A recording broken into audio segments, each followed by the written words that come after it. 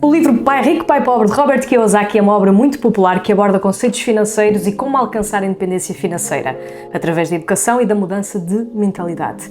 Aqui, o autor apresenta a sua experiência pessoal, o que aprendeu ao longo da vida com duas figuras paternas, o seu pai pobre, o pai biológico, e o pai rico, pai de um amigo próximo e também mentor. Esta obra é organizada em lições e exemplos práticos que vão ajudar-nos a compreender os conceitos essenciais da educação financeira. E hoje vamos descobrir quais são essas lições. Olá a todos, o meu nome é Ariana Nunes e este é o canal Renda Maior.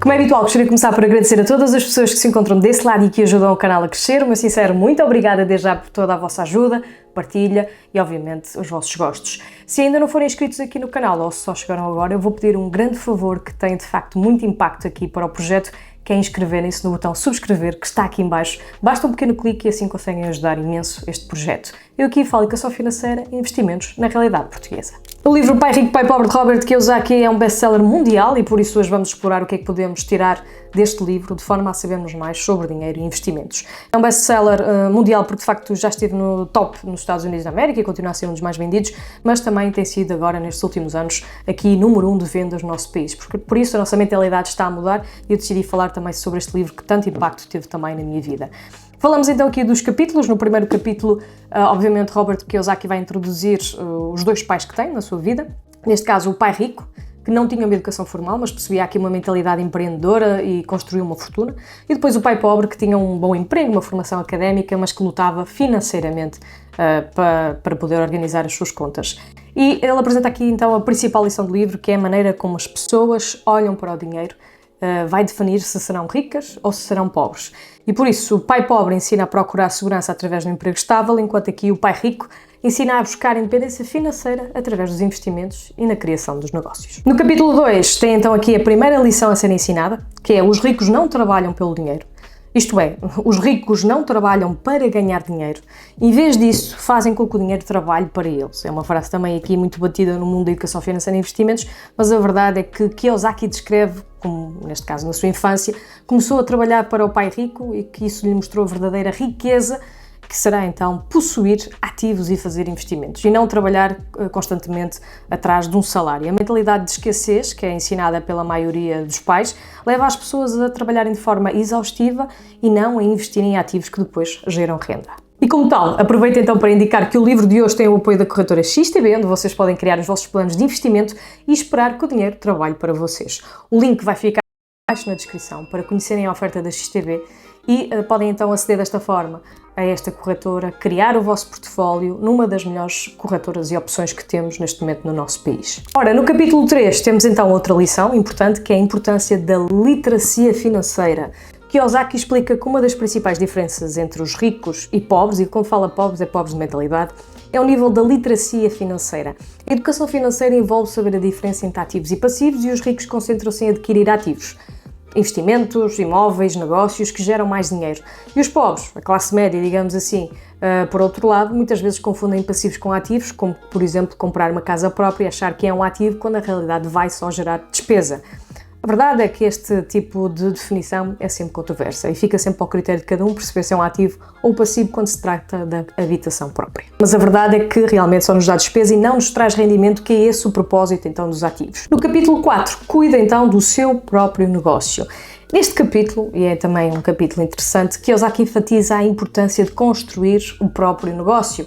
Obviamente que não é para todos, mas para quem tiver esse interesse e essa vontade, é de facto importante. E investir em ativos em vez de trabalhar para outras pessoas ou depender do emprego será algo interessante como uma ideia a partilhar para podermos ter outro tipo de resultado na nossa vida. Aqui a ideia principal é mesmo que tenham um emprego, que é, obviamente, também algo muito importante. É essencial focar-se em investir em ativos, ações, imóveis, negócios, como eu disse, que eventualmente vão proporcionar a independência financeira. Ele, neste caso, recomenda evitar a armadilha de investir apenas em bens de consumo que depois não geram retorno. Neste caso, comprar apenas coisas por comprar sem gerar qualquer tipo de rendimento, e sim concentrarmos em criar rendimento através de ativos que compramos. No capítulo 5, ele fala então sobre a história dos impostos, que é um tema que ele vem falando bastante no seu canal do YouTube, por exemplo, e no poder das empresas. Aqui, então, neste livro, Robert Kiyosaki vai analisar a história dos impostos, como os ricos conseguem minimizar os seus impostos utilizando empresas e, obviamente, estratégias legais. Ele explica também que, historicamente, os impostos foram criados para taxar os ricos, na altura, mas que, com o tempo, acabaram por prejudicar mais as classes média e baixa. A verdade é que os ricos utilizam estruturas empresariais e outras ferramentas fiscais para proteger os seus rendimentos e pagar menos impostos. Gostaria apenas de relembrar que não sou conselheira financeira, o propósito aqui é dar a conhecer o que existe na nossa realidade e como tem sido a minha jornada neste mundo dos investimentos aplicando o meu dinheiro. A verdade é que devem ser sempre vocês a fazerem a vossa própria análise antes de investirem o vosso dinheiro no que quer que seja. Isto é muito importante para saberem o que é que andam a fazer. Regressando então aqui ao capítulo 6, os ricos inventam dinheiro. Então, Kiyosaki vai, de facto, explorar a ideia que os ricos criam oportunidades e sabem como usar a sua imaginação e, obviamente, a criatividade para gerar dinheiro. Ele dá exemplos, então, aqui de negócios em que o autor e outras pessoas, neste caso bem-sucedidas, fizeram dinheiro, muitas vezes em circunstâncias onde outras pessoas não viam oportunidades. A chave para o sucesso financeiro é a capacidade de ver e aproveitar oportunidades que outros ignoram. No capítulo 7, ele fala então sobre trabalhar para aprender e não para ganhar dinheiro. Este capítulo realmente é muito útil, principalmente para tornarmos, digamos assim, os nossos erros lições. Neste capítulo, Kiyosaki então argumenta que muitas pessoas trabalham apenas para ganhar dinheiro, simplesmente trabalham, ganham dinheiro e não tiram nada dali, e sem perceber o verdadeiro valor de aprender então as novas habilidades. Ele sugere que para termos sucesso é importante focarmos em aprender o máximo possível, seja em vendas, marketing, gestão ou comunicação, porque essas habilidades serão úteis para criar e gerir negócios ou até mesmo investimentos. O autor vai recomendar procurar empregos e oportunidades que ensinam novas competências em vez de se preocupar apenas em ganhar o salário. Capítulo 8. Superar obstáculos. Este capítulo aborda então os principais obstáculos que impedem as pessoas de alcançar a liberdade financeira, por exemplo.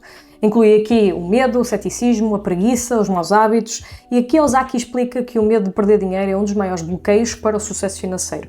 Ele realmente defende que é necessário aprender a lidar com o medo e o fracasso, pois ambos fazem parte do processo de aprendizagem. Além disso, o autor destaca também aqui a importância de ter coragem e disciplina para investir de forma inteligente. No capítulo 9, ele fala então em começar agora. Neste caso, Robert Kiyosaki aqui vai encorajar, digamos assim, os leitores a não procrastinarem, a começarem a investir na sua educação financeira imediatamente, no dia de hoje.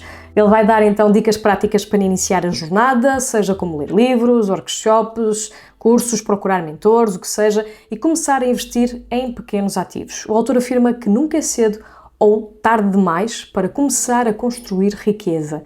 E que o mais importante é dar mesmo o primeiro passo. No capítulo 10, ele diz então algumas coisas para se fazer. Neste caso é o último capítulo e o Kiyosaki dá conselhos práticos para quem quer continuar a aprender sobre finanças e começar a aplicar os conhecimentos adquiridos. Ele sugere, neste caso, construir rede de contactos, aprender com os erros, manter-se atualizado sobre os investimentos e também sobre a economia, claro, e acima de tudo, manter a mentalidade de estar sempre a aprender. Este capítulo serve como uma chamada, digamos assim, de atenção para que o leitor continue a melhorar o seu conhecimento financeiro. E recordo também que o link para a corretora XTB vai estar aqui em baixo na descrição. Basta clicarem para saber mais informações, neste caso, como podem criar um portfólio diversificado, como eu disse, numa das melhores corretoras que temos em Portugal. O livro, neste caso, termina com uma mensagem que todos têm a capacidade de mudar o seu futuro financeiro, desde que se comprometam a aprender, a investir e a assumir o controle das suas finanças. O que Kiyosaki aqui realmente reforça, neste caso, que a verdadeira riqueza está em construir ativos, cultivar uma mentalidade de crescimento e, obviamente, agir com determinação. E se gostaram deste vídeo, vou pedir então, por favor, que deixem ficar um gosto para ajudar aqui o projeto. Quanto a mim, vejo-vos no próximo.